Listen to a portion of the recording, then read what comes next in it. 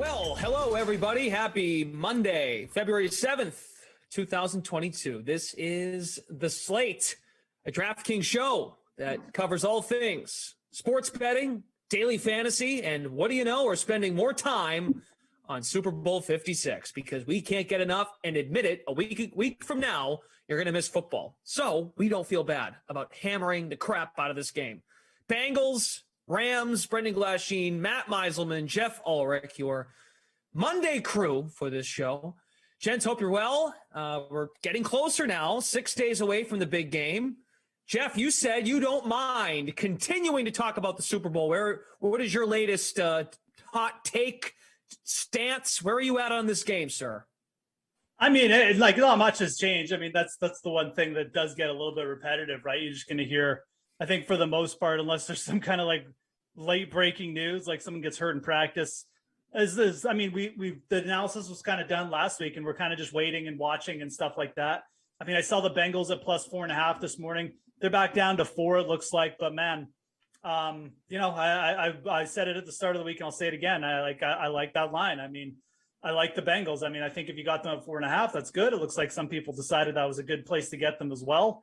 I like this matchup for them. You know, the more I look at this game, I just feel like the Rams are being overvalued as a true elite team. I think, maybe talent-wise, they have a little bit of an edge on Cincy on the defensive end, but I think the Bengals are the better executing team. I think this very much sets up, and it's funny to say, and people make the Burrow-Brady comparisons. I think it sets up like that first Patriots Super Bowl win. They're going up against a more talented team. They were the team that better executed, and it showed at the end of the game.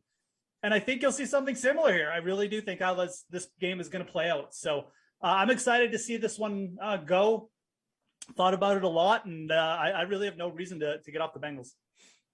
What do you think, Matt? And I'm assuming you're talking about the 0-1 Pats when they played Warner and the greatest show on turf kind of team. First Super Bowl win. Yeah, way back when, whatever year. I can't even remember the year. That's why I didn't throw it out. So it was 0-1. Gotcha. Yeah. Well, because they played the Rams 3 years ago too. But now I know what you mean. I definitely meant the one from 2001. Yeah. Okay. All right, Matt. What do you think? So I'm processing a market that I just found like a minute ago, just in my head. Well, we can talk through it. If you go into Super Bowl specials, we have the game to be decided by less than 8.5 points. Let me just figure out where this is so you don't have to search too much. Super Bowl specials and then game specials is one of the tabs in there. If this was Steve Buchanan, I'd get yelled at. Move right. Keep going. Right. Yeah, well, I mean, he just assumes you're going to know where it is. But thank you. Yeah, if you scroll down a little, though, to channel at least some Steve. Move down. There you go. 8.5. Yeah, so that's basically getting both teams at +8.5. The game has to fall in that window for that to win. That's -110 on both sides. I don't even know what I think about this yet. But basically, I think that the game spread in general is pretty fair and the total is pretty fair. And I'm just scouring all of the various prop things to try to find things that look appealing. This one's pretty interesting. Like, I don't think that the Rams are expected to win by a lot, even though I would, if I have to bet the regular spread in this game, I think I lean Rams -4. But yeah, like this is an interesting way to do it if you're just someone who expects the game to be close. So I don't know. The point here is just there are a lot of different ways to go after this game, and you don't just have to bet the generic game total or spread. 8.5 would mean 2 possessions if you take over. Why do you feel that number is where it is at 8.5? Like, what's the thinking behind that number?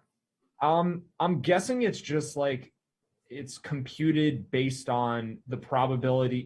Basically, it's a line that's generated where it's 50% one way or the other. And if you took the alternate line of Rams -8.5 and the alternate line of Bengals -8.5, and you looked at like what those odds are, those are the ones where it's probably like 30% on one side, 20% on the other, and the 50% is the mid range of that. So I don't think there's any like method to it where they're trying to get a key number here or anything. It just as easily could have been 6.5 if that was, the way the math worked out. I think that's true for a lot of props too. Like when we talk about the game spread, I think there's expected bias from people and a human element to a lot of this stuff. And the same might be true for the more common props like Super Bowl MVP and over under yardage for a quarterback, let's say. Like when those lines are set, the odds makers are often considering human element. When we get these weird markets, it's just a computer that's generating the lines. Like, I don't think that stuff, and then they move based on how people bet them. So I'm just talking about from the starting point though. And this seems like one that I think was, I've looked a lot at this. So this is probably relatively new because I hadn't spotted this one before. I think that a computer probably just generates this based on it being pretty close to 50-50. And to Matt's point, like that's what makes these props great on Super Bowl week. Because if you find one that you think is off, I mean, it's not like it's been moved by bets. Like if we can barely find it, it's not like a ton of people have bet it up, right? Yeah. So it's just one that's out there. It's been produced by like Matt said, like it's probably a computer line most likely. And yeah, I mean, I think I agree. I mean, I just don't see. I definitely like the under on that one as well.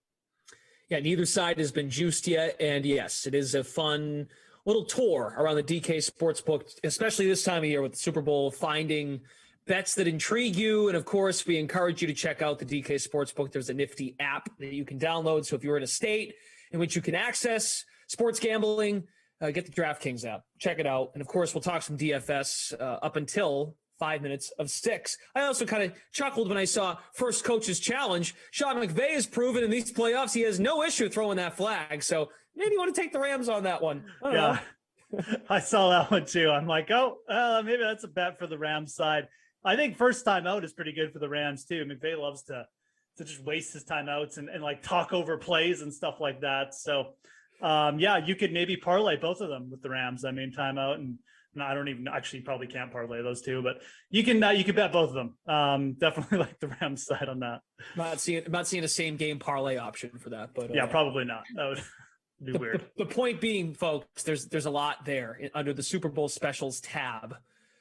How do we feel about from a total standpoint? I'm trying to remember where we were a week ago, but it still sits at 48.5. Right.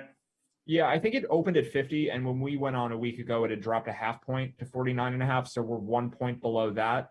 In general, I think the assumption we should make is that the total for the Super Bowl is inflated because people love to bet the over. I don't think that that's the case right now. I think if by Sunday we could see this number back at 50 when 48 is the fair line. Like, this seems pretty good to me. Most football games between balanced teams would come in mid to high 40s. We don't have weather concerns, really. The game's in LA. So, like, I just don't have a strong take here. I know a lot of people are going to say they expect a shootout, but in reality, I think they're just rooting for a shootout. And they're conflating the two things. And they're saying, I think there's going to be a lot of points, but really it'd be more fun if there were a lot of points. This could be a game where the Rams defense dominates. It could be a game where the Bengals decide to run the ball a lot. In terms of parlaying things, like if the Bengals get out to an early lead, I think that's more conducive to an under game because I think the Rams are going to be pass heavy pretty much no matter what. And I think the Bengals will play to the score a little bit more. But again, like, I don't think that creates a ton of value. So to me, like, the real value in betting the total would be waiting till game day, seeing if the total went up a couple points from here. And if it does, I think it's safe to assume that's not because of sharp bettors. It's because people are betting the over. And if we see a 50.5, let's say on Sunday, then I think the under is pretty appealing. I think a big factor in thinking about the under is the familiarity with the coaches, McVay and Zach Taylor working together. I think that, to me, in those games, normally when you have the Sith Lord and the Darth Vader, whatever. Okay. Yeah, that wasn't great, was it? What am I trying to say?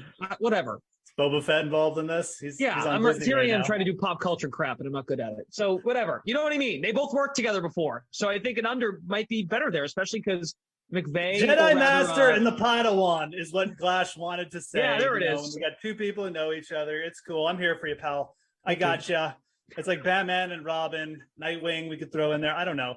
Anyways, I mean, familiarity, yeah. I mean, these two teams it's not like they see each other very often or anything like that, though, either. So, the total's interesting. Usually the total does kind of get bet up, especially for Super Bowls and teams, with players like Cooper Kupp and Jamar Chase. But this one's gone down. And I think a little bit of that is hesitation from people with just this, like, being a weird Super Bowl, right? Like, it's not the Chiefs versus the Packers, right? It's not Aaron Rodgers and Patrick Mahomes and the two greatest quarterbacks. No one's going to be able to stop them, like, they're going to score 60 points each.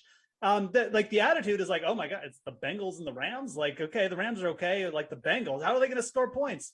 So I think you're actually getting a pretty good spot here and a pretty good number to take the over. I'm kind of like Matt. Like it feels. I never bet the totals in a Super Bowl for exactly the reason Matt said. It always gets inflated to the over because everybody bets the over. But this one, I admit, I'm very much considering, and I think you'll probably see it pump up a little bit. I don't think it's going to get any lower than this. So, this is probably the time you want to get on it. Maybe you could get like 48. I don't know. But maybe even, I don't know. Anyways, I think that you're getting a reasonable number now at the very least. And I think you will see this close higher than it's at now. That's my prediction. There was some news from later last week, and I think we got it over the weekend. Tyler Higbee is doubtful to play in this game, so we can start to weave in some DFS as well. But Kendall Blanton is the backup there. CJ Uzama, I think, is trending to play in this game. I think and that was kind of what we knew last Monday as well. Mm-hmm. We can stay on the sportsbook side, or we can make the switch. We can go back and forth. But with that news and that news percolating, does that change an opinion either of you have on a prop, perhaps, for how you might want to attack the game? Matt? Yeah, I think we should stay sportsbook here for at least a minute because Cam Akers, I think, is really where the potential values is just based on how that situation breaks. So with Higbee, and we talked about this with both tight ends last week, the backups are essentially priced both for DFS and sportsbook as though they're starting because, I mean, early in the week, you can just make Blanton and Higbee both 2-1 to score a touchdown. And, which if Blanton's the starter, then no one's going to bet on Higbee, but they'll just move it later. And if Higbee's out, then, it doesn't matter what Higbee's line was because it's not playing anyway. So, they can really inflate those tight end spots. With running back, though, there's so many more things. I still don't think we have Higbee or Blanton's yards listed, same for Uzama and Sample. But with the running backs, no sign of any tight ends there still? Correct. Okay, so with the running backs, though, like Cam Akers is listed. We don't have Sony Michel listed. Like that situation is really complicated. Also because Darrell Henderson potentially could be active and take some carries away from both guys. Personally, I don't think Henderson plays unless Akers can't play. And then he becomes Michel's backup. He's like the emergency guy. But maybe I'm wrong, and maybe it's a 3-man rotation. So we have two things going on here. Akers has definitely struggled in the playoffs. I mean, he had a 2-fumble game. And yards per carry wise has not been that efficient.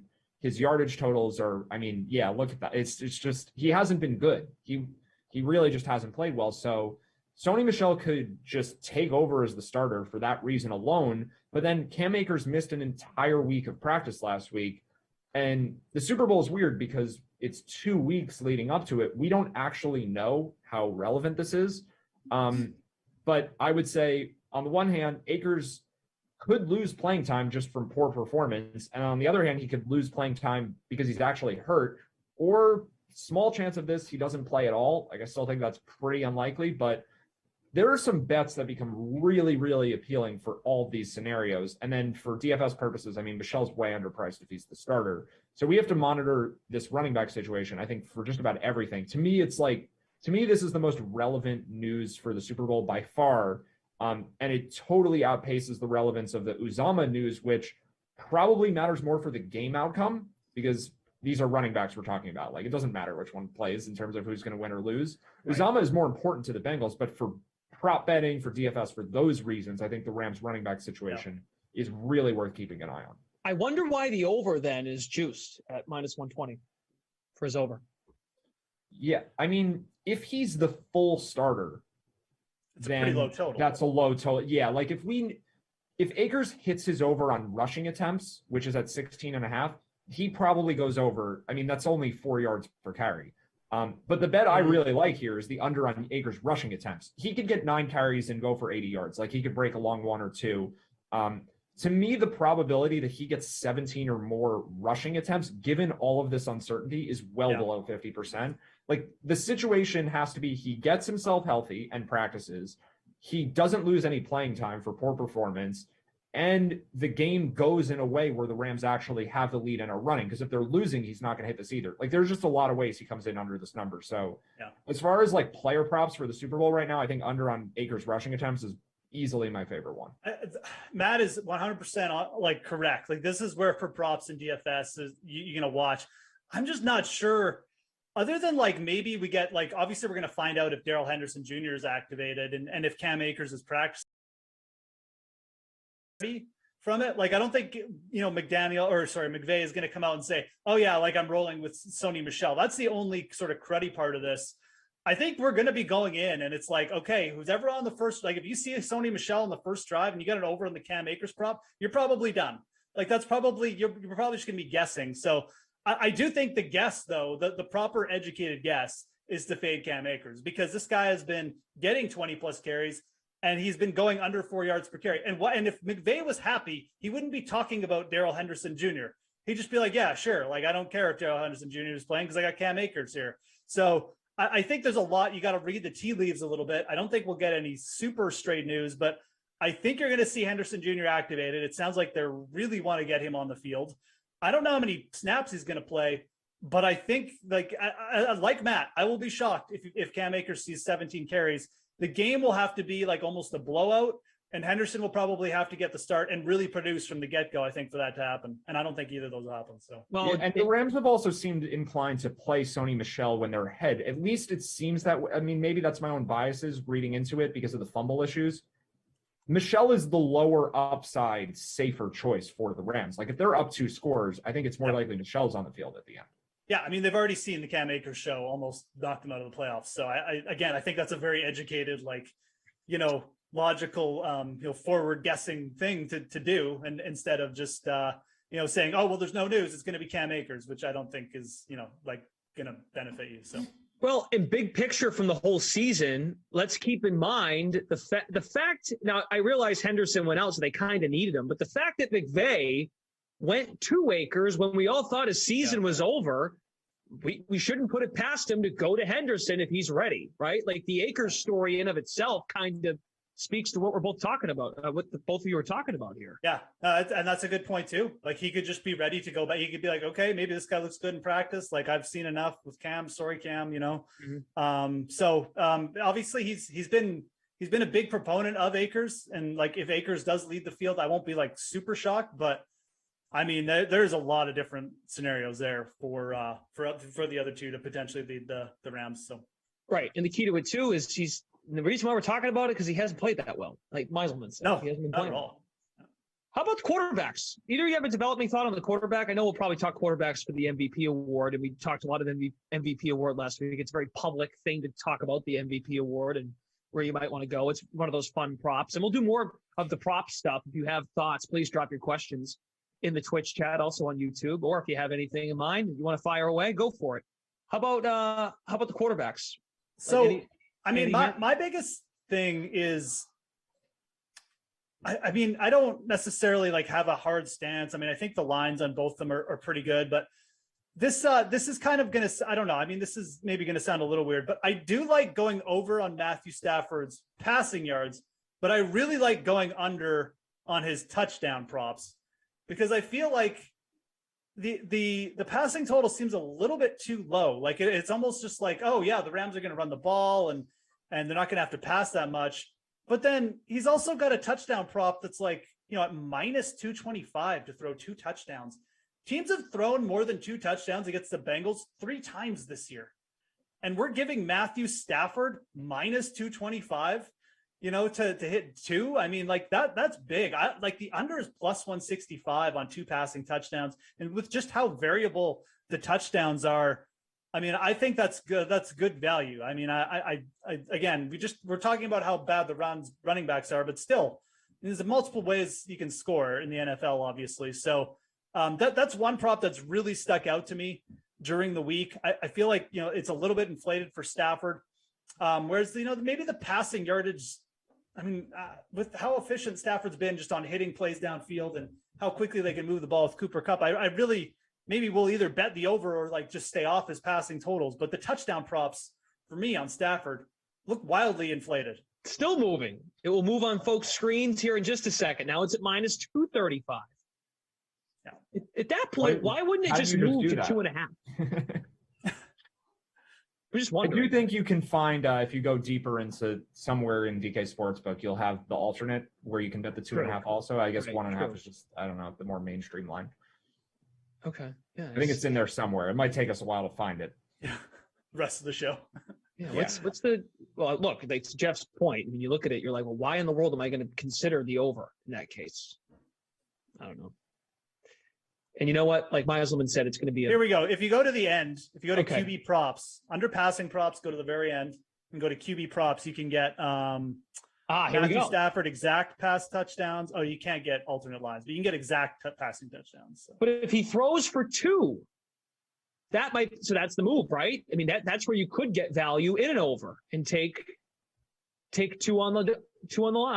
I mean, I wouldn't bet any of these because I mean he could also just throw for 3 and hit the over, and then you don't win anything. If you Oh, bet right, exactly. exactly. My bad. Yeah, I missed that part of it. You go 4 more. You go 0. I actually don't mind that 0. Just bet all of them, and then, you can't Just lose. bet all. Every combo. Okay. I actually don't mind the 0 bet now that we're talking about it. Plus 800. Why not? Bengals has a pretty good pass defense. But yeah, anyways, that under on Stafford again, under 2 passing touchdowns. There's just a lot of scenarios where that could work out. I feel like that line is just a little bit inflated. It's not ridiculous. I mean, and Cooper Kupp could still win a Super Bowl MVP, even if he doesn't score. I mean, the Super Bowl I remember is when the McVay was last in it against the Patriots, and Tom Brady did not throw a touchdown pass in that game.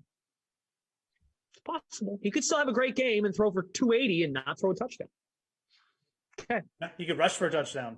He could rush for a touchdown. Sure. Cooper Kupp could rush for a touchdown. Maybe they pull like a little end around trickery. So I think we I feel do like have Cooper- some rushing that's lines. actually- on maybe they do a receivers. Philly special and Cooper Kupp throws for a touchdown. Like this is what I'm talking about. This is why, like the odds just again now you're getting plus 170 to go under on it. Like those are big. I don't anticipate the Rams doing a Philly special, though. We do like the line on over under 2.5 players to attempt a pass it's only about plus 150 on the over. Where is that? Oh man, You're gonna hear me say that a bit now for the next. Yeah. It's over 2.5. Yeah. What is the line again? It's minus 200 or so on the Yeah. under, and over's like plus 150. Yeah, I don't remember exactly where that one is. I mean, I'll go out and say it right now. Odell Beckham's going to attempt to pass in this game. 100%. Right, so there you go. I mean, you're getting. Yeah. I think if you click pass attempts, it might be in there. That's Yeah, the quarterback. that's It's tough to I find forgot big about that sometimes. bet. I think we talked about that bet, or I talked about that bet at like the start of last week. But that is a prop like I will be betting. I'll be shocked if Odell Beckham doesn't attempt to pass in this game. Normally, I would just say bet the under. It's inflated, lay the 2-1. But yeah, there's a specific player in this game that is different than So like, I would don't know where to find this. I still think he probably doesn't, but there's enough of a chance to stay away from that one. Yeah, we don't need to. I mean, just to estimate it, it's roughly plus 150, minus 200 on that, even if we don't find the exact thing. Plus 150, yes. Yeah, I mean, you could also have a quarterback injury, and then that bet wins very easily. Yep. One pass from anyone else. That's all it takes. There are some reasons to be worried about the no. Like, if it was a regular football game that's not the Super Bowl, and that line existed for every game, you would clean up. You just blindly bet that every week. If you only had to lay minus 200, that only 2 players throw a pass in every game, the vast majority of the time, only 2 players in the game throw a pass. But the Super Bowl, you have 2 weeks to prepare for it. It's the last game of the season. Pull out all the stops. Like, Beckham throwing 1 pass is definitely not a crazy scenario. And then, of course, if the quarterback gets hurt. If there's one long shot thing that I want to look at, though, it's back to that rushing yards, the whole situation with Akers. I thought we'd get a better number on Darrell Henderson to lead the game in rushing yards. But as of now, he's the same odds as Sony Michel. I'm going to see if I can locate it on my screen so I can tell you where to go here. I forgot how much of a cluster this is. For this one, you have to go back into the regular game lines.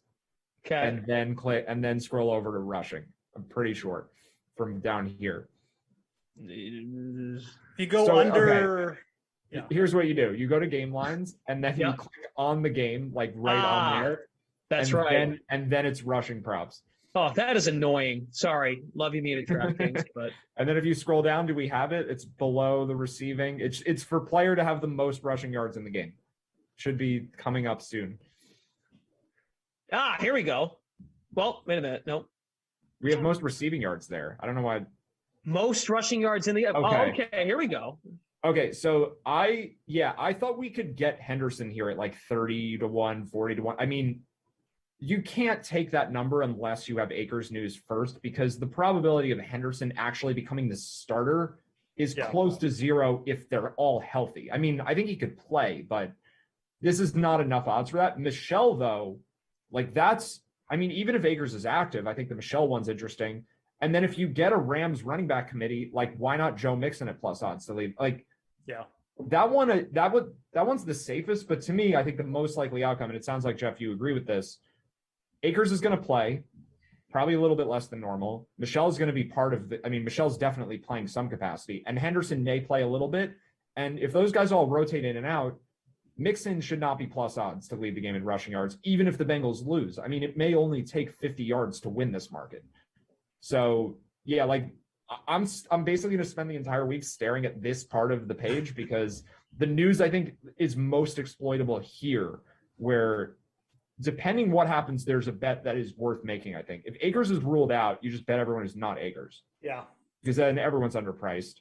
And if you get Akers in, I think you just go with Mixon, or you could go with Mixon and Michelle. You just go with Michelle. Like there are a lot of ways that this goes where I think there's value in the spot. So yeah, this is kind of like the area that I'm most interested in. Agree 100%. You can't bet Darrell Henderson at that number. My opinion too is, even if Henderson is active, like I don't think he's going to play a huge role. That's just me guessing. Again, like please don't bet the farm on that note. But if I had to guess, even if all three are active, Henderson won't play much. You could still see Sony Michel in that situation, though, take the most carries. Like I think a very likely scenario is Sony Michel leading that backfield. So like for me, plus 750 on Michel, if that stays and Henderson's active, like I would still be interested in that. But the Henderson activation definitely makes Mixon a better bet too. Sorry, go ahead, Matt. No, I was just kind of adding on what you're saying. Henderson playing, I wasn't really thinking of it this way. Henderson playing, you think, helps Michelle because Henderson takes more away from Akers than he does from Michelle. And I think it'll keep Sony Michel's odds up there. Like if Henderson gets ruled out, we could see Michelle go down to like plus 400, right, or something. So yeah, I mean, it would probably. I think he would almost replace where Akers is if that was already priced in. Yeah. What we're really hoping for, I guess, I shouldn't say it like that, but if you want to go with one of those two, what if Akers does go, and then we get a live report on the field from Michelle Tafoya, hey, Akers isn't right, he's out for the rest of the night, something like that, like or they don't even report it, and McVay says he don't look right, let's go to Michelle. Yeah, it's really tough to live. I mean, I've spent a lot of time trying to live bet player props. The second that Akers leaves the field or is not seen, like if Michelle begins the game as the starter, there won't be an Akers prop up until Akers comes back out there. Yeah, like it's just not exploitable in that way. Maybe if you did this diligently the whole season for a random game, you might be able to catch that. For the Super Bowl, to me, like if Michelle starts, there's no Akers bets available aside from him to score a touchdown. That would be the only Akers related thing you'll be able to bet on until you see Akers back out there. And then sure, at that point, but it'll be too late. This is kind of why we have to talk through these scenarios, because once we get clarity on the situation, everything's going to change. One other thing on the prop note, because in terms of player popularity, I'm trying to think about this as a neutral fan of football and folks that play fantasy and folks that are maybe betting for the first time. And I think one narrative going into this Super Bowl is how unreal of a year Cooper Kupp had. And I'm curious how that might, I know we've talked to MVP, but what about just his odds? Like, I think more often than not, when there's a star receiver, Jamar Chase too, we could even mention Chase, but Kupp has been more of the dude because if you had him in season long, you loved him this year. How do we feel about Kupp and his props, receiving, receptions? Do you think folks are going to be more inclined to take overs in that case?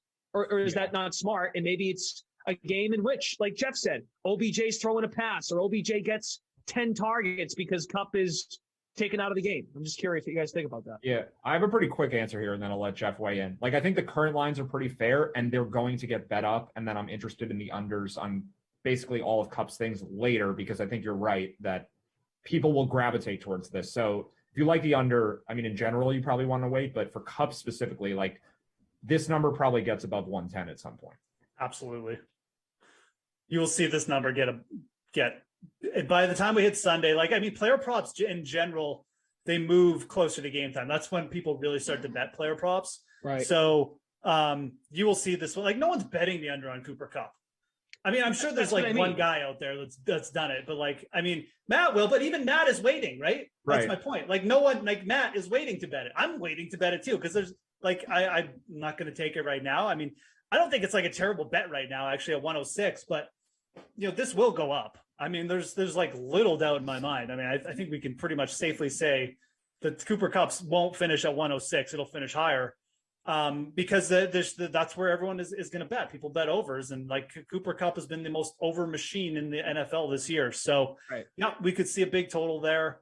I think I know the DK Sportsbook is aren't they doing a promotion on his touchdown too? Anytime touchdown, they bumped it to like plus 100 or something. Didn't they do that? I will tell you momentarily. Hopefully I'm not wrong. If I'm wrong, just, you know, do the whole Men in Black. Possible you're right, and I just don't see it yet. At the fantasy grind, send your hate tweet. There might be a prop. Check Twitter. There's something going on. Now okay, you guys talk. I'm going to look this up. Now he's going to look it up. I don't think we have odds on no for touchdowns yet, but also, like, if that's around even money, I definitely, like, that'll get bumped up too. Oh, okay. Here we go. Super Boost. Cooper Kupp, anytime touchdown scorer.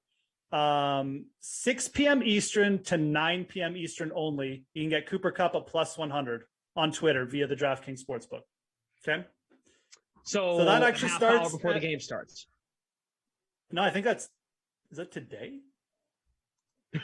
I don't, they actually didn't say what day. I think it's for today. It's boosted. Oh, yeah. Like in 10 minutes. Oh, no. Here it is, Jeff. Every night this week. Okay. So this is good. We're giving the draft. We're spreading the word. You can get Cooper Kupp a plus 100 on the DraftKings Sportsbook. I don't know what the limit is, but between 6 Eastern and 9 Eastern, every night this week, that boost is there. If you're interested in Cooper Kupp anytime. And that's big because it's at minus 190 right now. Of course it's big. It's massive. I mean, you should be interested in it. So. Yeah. Right, because I'm saying I like the no side. I think that the yes, no for specific players probably will be available later in the week. I don't think we have that yet. But like the no side, I'm talking about betting it at like plus 150. It's not that I don't think he'll score. It's that I think he's in the low 50% to score, something like that. Like maybe he's a little better than a coin flip. So if you're getting even money on yes, even though I'm saying I like no, like that, both can be a good bet. Yeah. Yes at even and no at plus 150 can both be good. I think his actual probability is somewhere in that range. I would not lay minus 190 though, especially now that we're finding out you don't have to. So definitely. That's probably the most important point of this. If don't lay the minus 190, you certainly don't have to. On the other side, my hunch is Jamar Chase is being overlooked. Well, it's interesting the thing you just scrolled by that updated in real time that there's a rushing prop on Chase. And it's moving right now. I don't know, someone bet it, but does Jamar Chase get a rush attempt? Like, is that a normal thing that happens in Bengals games? I think the receiving, you might be right about the receiving yardage. But yeah, like, I guess it's the contrarian in me that's just like, I want to attempt one attempt in each of the last 2 games, and that's it. Okay. But it's got to go for 3.5 yards, I guess. What's up with that? Why is that there? Why is that at 3.5? I don't know. That's why I'm very confused. What's going on? Someone knows something. What is that? 3.5? Come on. You kind of just stare at it for a while and drive yourself crazy, like because in the last 30 seconds, he had 3. He had 3 against the Raiders, and that was wild card weekend. In my mind, I think both sides are interesting. Like I don't know which one I like yet, but that doesn't feel like what the number should be. It feels like it should be 0 or 10. Like it's confusing. It's definitely a confusing number. I think there are a lot of bets like that where like he's most likely not going to get 3 or 4. he's either not going to get the ball or he's going to get an end around that goes for a first down. Like those are the most likely outcomes. And then him getting one carry exactly that goes for exactly 3 or 4 yards. That scenario doesn't really, I mean, it has happened, but I think that's pretty improbable that that's how that's gone. Wide receiver end arounds don't normally result in short runs. You get a run for a loss, you get a big play, or they just don't happen. Yeah. On his run, like he's had, just to go back, he had, okay, so he did have 1 week where he had 2 rush attempts for 0 yards. That's so weird. And then he had 1 week where he had 1 rush attempt for 9 yards. He had 2 attempts for 9 yards. He had 1 rush attempt for 6 yards. So, but then his last 2 games, 3 yards and 2 yards on 1 rush attempt. So maybe I don't he's know. more I mean, I'm not going to be touching this one, but it is interesting to think about. He might be more consistent at gaining short chunks than I realize. I mean, the Bengals just probably aren't good at scheming wide receiver screen or rushing plays either. That's kind of what it seems like. Well, and keep in mind, too, the opposition being the Rams, they just dealt with Deebo Samuel as far as a receiver coming out of the backfield. And actually, now that we're on this, since we're on this, under Matthew Stafford, 5.5 rush yards, I think is actually a very good bet. I think it was Buchanan who brought this one up like last week. Stafford has like no rush attempts in like the majority of his games. Like almost all of Stafford's rush yards have come in like 2 games this year. So like he's just a pure pocket passer. Like rarely wants to rush with the ball. And I mean, I don't know. I know it's a low total and obviously we could hit, but Matthew Stafford is going to need to like break off a big chunk. He just doesn't do that very often. He likes to sit back there and use his big arms. So I think that's a good one to go under on. And I feel like when he has gone over that number in each of the last 3 games, mind you, he's done it in all 3 games: Arizona, Tampa, San Fran. Now the Tampa game barely, but it's kind of come at the end of the game where things get frantic and you kind of hold your breath, like, oh my God, is Matt Stafford going to mess up this game? Like, and then he turns into a positive game. So that's when I feel like he's been getting those yards, is at the end of these games when you got to go get a first down and try to seal the game. And to his credit, he's done that outside of throwing the ball to the other team when they should have intercepted the ball. Okay, I think we only have a couple minutes left. I have one more weird prop that I want to. Sure, and we'll wrap with that. We have all week to do this stuff. But I have to direct you to where it is. Please. Okay, so in Take me for a journey. In Super Bowl specials, which I think is already... I got to go back. Here we go. Yeah, and then all the way to the right under game totals. Going to be a master of this by Friday. Yeah, for sure. So I'm looking at total touchdown distance at 95.5. Total TD yardage, it's like halfway down or so. I think it's the 4th one from the bottom. Total TD yardage at 95.5. It's a little bit below where you are right now. Oh, right here. Okay, here we go. Yeah, so I like the under at 95.5. This is going to be a terribly boring bet. Like if you're at a Super Bowl party and you're rooting for short touchdowns or no touchdowns, like this is almost worse than rooting for the game under, I feel like. You don't want anything exciting to happen. I disagree with you. What I think is awful about it is you trying to explain to someone what you're trying to bet. Yeah, that's that maybe is the bigger problem. Like other things, you can at least understand the game. You'll be like, what are you doing? They'll look at you like, where did you find that? But I enjoy that. That's where I derive most of my fun from. That's what matters. For sure. Yeah, like if you think about what the average touchdown distance is, I mean, I don't know this exactly, but I think it's about 15 yards.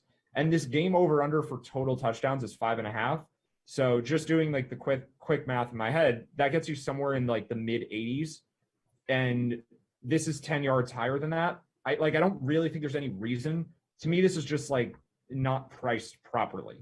Like if you check this, we can make like a friendly bet on this. If we check this on Friday, this won't be the number. It'll be somewhere in the 80s. Okay. That's like the biggest explanation I have is that this is going to come down because most games don't have this much touchdown yardage. Again, you get just ruined by one big play and, there could be an 80-yard touchdown and then a couple short ones and you lose. But I don't think most games have this much total yardage for touchdowns. Meiselman, 20 seconds off the top of your head. Top stud value in NBA tonight. Jerry wants to know. Can Jeff answer? I don't. Actually, I remember one from before. Montrezl Harrell. I don't Jeff, know. who do you have? Bam Adebayo. Nice. Okay. There you go. It's the I don't same know game. if They're playing Jimmy against Butler's each other, playing. playing I don't both. know if Butler's playing. I think he's in, but no hero. And Bam's going against Harrell. So if you pick both of those guys, take our choices. That's There like you a go. game stack right there. Someone's coming out Perfect. good. Works for us. Okay. Well, there you go, Jerry. Hopefully that works for you. Montrez or check out Bam Adebayo. Thanks for watching, everybody. We'll have Super Bowl 56 coverage all week long here on the Slate. Also, check out the Sweat on our platform starting at 11 a.m.